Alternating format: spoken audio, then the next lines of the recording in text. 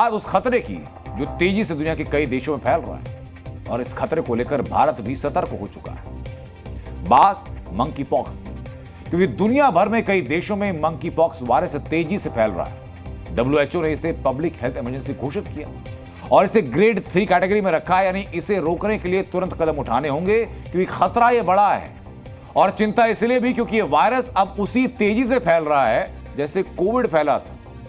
हालांकि भारत में entry virus नहीं कर पाया है, लेकिन पाकिस्तान तक पहुंच चुका है और इसलिए भारत में अलर्ट रहने की जरूरत है।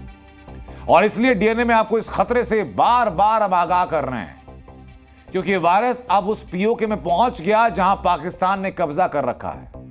आपको बताऊं कि दुनिया में बीमारी कहां कहां फैल चुकी है, सबसे पहले वो जानिए।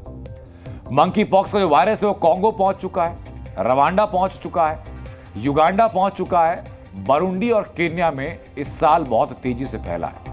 और इस बार यह वायरस अफ्रीका से बाहर निकल चुका है। पहले स्वीडन पहुंचा, पाकिस्तान पहुंचा और फिलीपींस पहुंच चुका है। स्वीडन में मंकी पॉक्स का 1 केस है, पाकिस्तान में 4 और फिलीपींस में 1 केस दर्ज किया गया है। अभी तक रिकॉर्ड यह रहा कि यह वायरस सिर्फ अफ्रीकी देशों में फैलता था, लेकिन इस बार यह अपनी सीमा को बढ़ा रहा है। अफ्रीकी देशों से बाहर निकल रहा है और बाकी देशों तक पहुंच रहा है, और इसी के चलते पाकिस्तान तक में 4 केस आ चुके हैं। पीओके के रहने वाले 47 साल के शख्स में यह मंकी पॉक्स वायरस पाया गया, जो हाल ही में सऊदी अरब के जेद्दा से पाकिस्तान लौटा था। इसको इस्लामाबाद के अस्पताल में भर्ती कराया गया है, जहां इलाज चल रहा है। लेकिन पीओके तक इसका आना भारत के लिए खतरे की घंटी है, और इसलिए भारतीय सरकार अलर्ट मोड पर आ चुकी है। स्वास्थ्य मंत्रालय की तरफ से मंकी पॉक्स की तैयारियों की समीक्षा के लिए बैठक की गई, और यह फैसला लिया गया कि मंकी पॉक्स को लेकर सभी राज्यों को सावधानी बरतनी होगी। देश के सारे एयरपोर्ट्स पर, सी पोर्ट्स पर, ग्राउंड क्रॉसिंग पर हेल्थ फैसिलिटीज को बढ़ाया जाएगा। टेस्टिंग लैब्स अलर्ट मोड पर रहेंगी, और कोई भी मामला पता लगता है तो आइसोलेशन और मैनेजमेंट के लिए स्वास्थ्य सुविधा तैयार रहनी चाहिए। हालांकि इस बारे में चूंकि जानकारियां कम हैं, तो एक कंफ्यूजन भी है, और कंफ्यूजन ये कि जिन लोगों ने चेचक या चिकन पॉक्स की वैक्सीन लगवाई, क्या उसमें मंकी पॉक्स का खतरा होगा या नहीं होगा। तो इस पर आज हमने एक्सपर्ट से बात की, क्या कह रहे हैं सुनिए जरा। जो स्मॉल पॉक्स बीमारी थी पूरी दुनिया से खत्म की जा चुकी है, और अभी जो एम पॉक्स की जहां तक बात करते हैं, तो जरूर जिन लोगों को स्मॉल पॉक्स की वैक्सीन लगी हुई है उन लोगों को कहीं ना कहीं कुछ इम्यूनिटी मिली हुई है। क्रॉस इम्यूनिटी होती है दोनों वायरसेस में। तो जो लोगों को स्मॉल पॉक्स की वैक्सीन लग चुकी है पहले, उन लोगों में कुछ ना कुछ इम्यूनिटी जरूर होगी। और जो लोग 90s से पहले पैदा हुए हैं, 80s में इसे बंद कर दिया गया था वैक्सीन को लगाने के लिए, तो उन लोगों को जो वैक्सीन जो 80s में पैदा हुए हैं या उससे पहले पैदा हुए हैं, उसमें अधिकांश करीब सभी लोगों को स्मॉल पॉक्स की वैक्सीन लगी हुई है।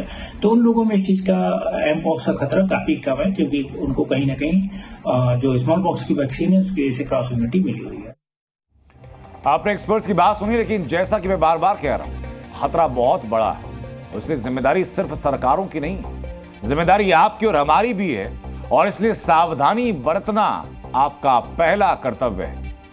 क्योंकि 2022 के बाद 116 देशों में मंकी पॉक्स के 99,176 मामले आए थे। इसी दौरान इस वायरस से 208 लोगों की जान चली गई। इसी वर्ष अब तक अफ्रीकी महाद्वीप पर मंकी पॉक्स के 17,000 से ज्यादा मामले आ चुके हैं।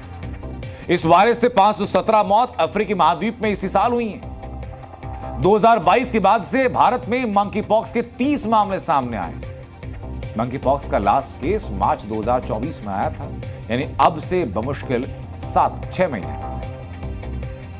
मंकी पॉक्स चेचक जैसा एक वायरल बीमारी है, जिसमें पीड़ित के शरीर में घाव हो जाते हैं। यह फैलता कैसे है, अब जरा ये जानिए। एक जूनोटिक बीमारी है, यानी मंकी पॉक्स जानवरों से इंसानों में आता है, फिर एक इंसान से दूसरे इंसान में, और जैसे ही इंसान संक्रमित होता है तो शरीर पर दाने निकल आते हैं। अलर्ट रहिए, ये जानकारी आपको डराने के लिए नहीं, बल्कि जिम्मेदार चैनल होने के नाते आपको सावधान करने के लिए जानकारी आप तक पहुंचानी बहुत जरूरी है।